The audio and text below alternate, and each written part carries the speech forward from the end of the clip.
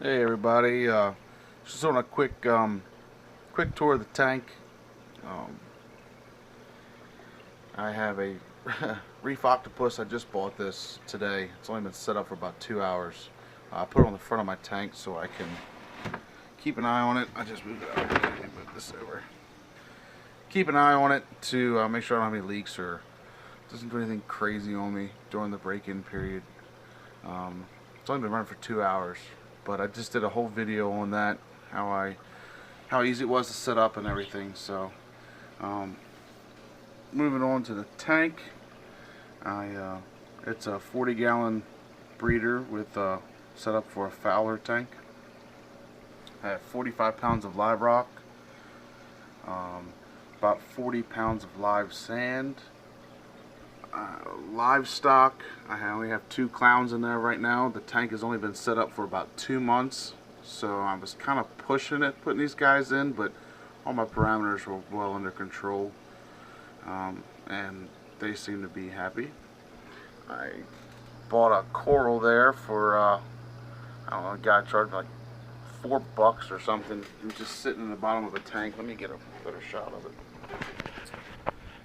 Yeah, I'll move these wires for you.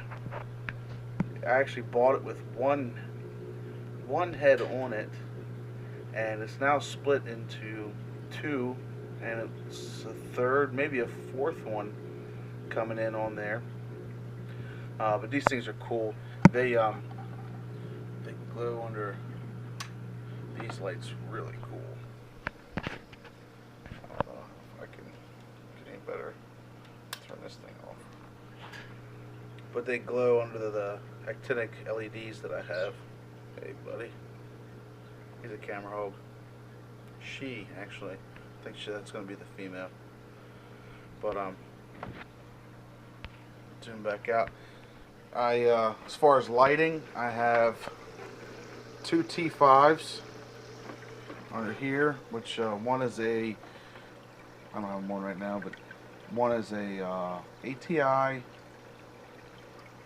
blue, aqua blue special.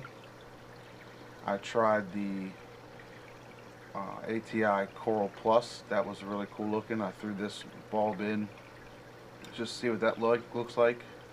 I like them both.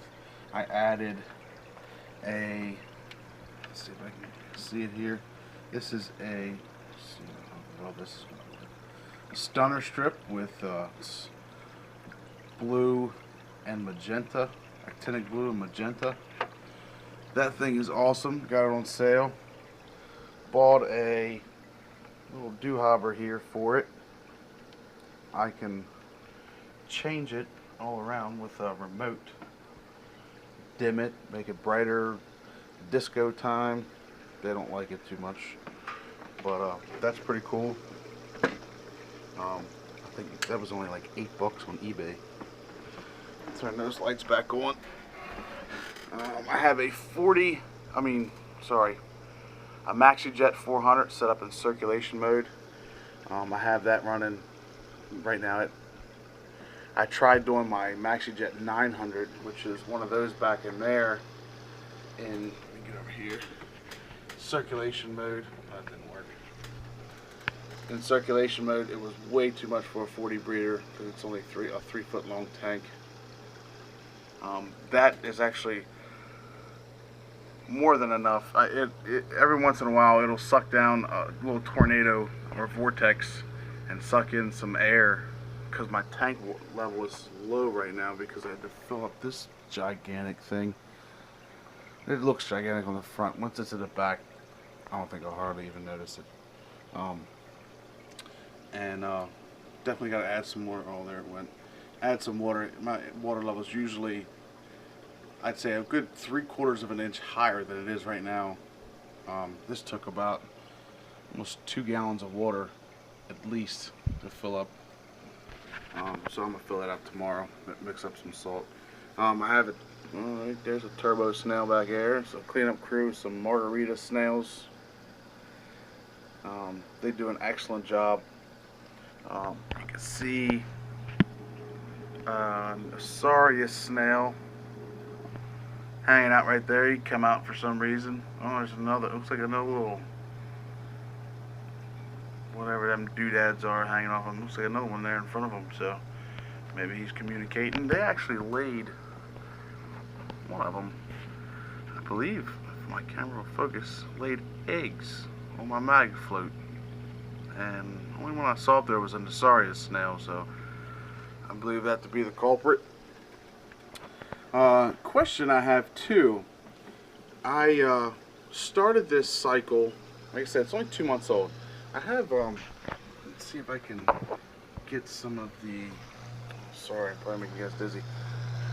This green algae, it's very hard to come off. I've done some research, please comment and correct me if I'm wrong, but I've done some research and it seems to be a type of green coralline algae.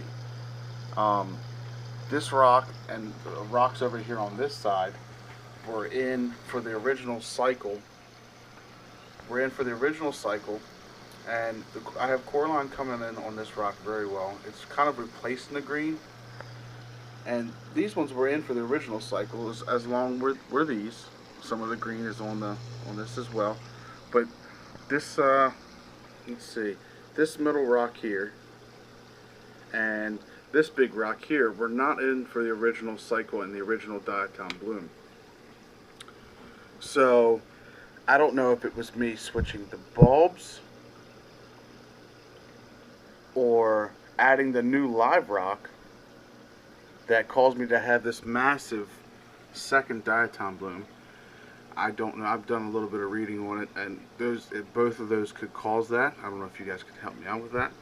But on the rock that I did the original cycle with, there's hardly any diatoms on them at all.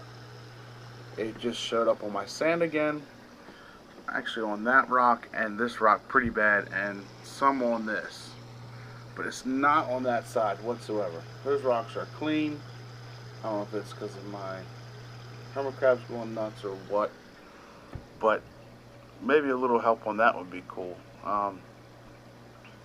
The first diatom bloom came in at about day 7, and it lasted all the way until day 20, 21, so it was about 2 weeks long, and then they started to subside. It took about another week, and they were totally gone altogether, and everything looked like this minus the green, because all that just came in within the past 2.5 weeks, I'd say. But it's been up and running for about 2 months, and it seems as though the purple coralline algae that's coming in on this rock, it was all green, but it seems like it's replacing it. So I don't know, I guess this green is maybe a prerequisite of the purple. So we'll see how that goes. All my tank parameters are good. I don't have any corals in there except for that guy, which I've read seem to be pretty easy to take care of. All my calcium level is like 420. I use Instant Ocean reef crystals. Magnesium is up there, 1300, 12, like almost 1300. I test for these things. I bought a Red Sea reef test kit. Even though I don't have any corals, I like to keep everything, you know, within reason, within spec. pH 8.2, ammonium nitrates, and 0. My nitrates are a little high. By a little high, I mean like 20 parts per million. That's why I got Bama Jamma. That will hopefully change that, but I think these second rocks I had some die-off. You can, I don't know if you can see it or not, but I had some zoanthids on there previously. They were already dead when I bought the rock, but they kind of siphoned them off. So, and yeah, these are only 2 fish I have in there, so that's the only thing I can think of for the 20 parts per million on the nitrates. But everything else is running cool. I mean, so that's just a little tank tour. Thank you guys for watching. Please comment and correct me, if you will, on some of the stuff I said. I also have a hang on the back filter back there. I put my carbon and GFO and stuff. I just use it as like a reactor, and for more water flow, it's an AquaClear 70. Works good. I don't really know. It's not going to be there permanent, I don't think, unless I need to add some carbon or whatever. It's just there for the startup. But yeah, please correct me on anything that I've done wrong, and if anybody can help me out with this second diatom bloom, that would be pretty cool. And check out my video on this bad boy right here. Hopefully everything will go smoothly, and I'll keep you guys up to date with it, how it works out, how long it takes for all these micro bubbles to go the hell away. I did put the foam in there. I will see how that disperses them, but check that out, and I'll keep you guys up to date. Thank you guys. See ya.